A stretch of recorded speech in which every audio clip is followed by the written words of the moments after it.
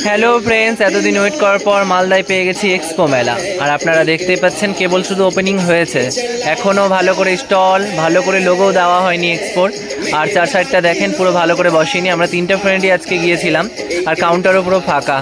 তো গাইস, ভিতরের দিকটা দেখা যাক কেমন কি ডেকোরেশন, কেমন কি সাজিয়েছে। চলেন গাইস, আর দেরি না করে যাওয়া যাক।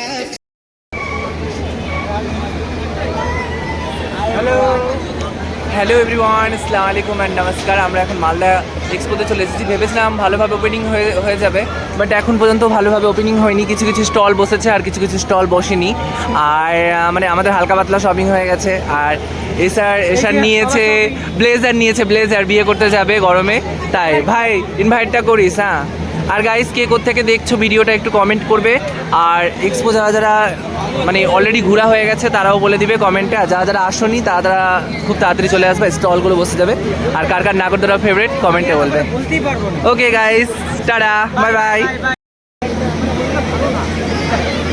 আর গাইস, আমাদের হট করে আসার প্ল্যান হয়েছিল। আমাদের প্ল্যানটা ছিল না যে এক্সপো আসবো। হট করে আমার বন্ধুরা বললো কি চলো এক্সপো দিয়ে ঘুরে আসি, তাই এক্সপো চলে এসেছি। এক্সপোতে ভালো করে স্টল বসেনি, তবুও বাট জমজমাট হয়েছে, ভালো লাগছে। অনেক লোক আছে, অনেক গাইস আছে, আর অনেক বন্ধুদের সাথেও দেখা হয়েছে, ফুল এনজয় হলো।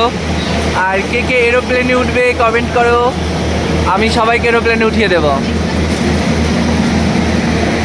আর কার কার কাপেল আছে একটু কমেন্ট করবে, কাপেলদের সাথে এনজয় করবে।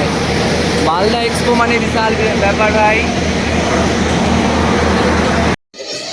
আর এটা হচ্ছে গাইস ভিতরের দিকটা, ভালো করে এখন স্টলগুলো বসেনি, কিছু কিছু বসেছে কসমেটিক আর জামা কাপড়, আর কিছু কিছু বাকি আছে। একটা ভাইয়ের সাথে দেখা হলো, কথাও হয়ে গেল।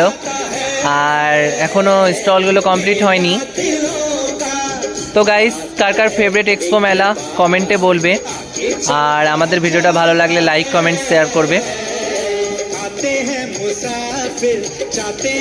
ওকে গাইস, টাটা, বাই বাই।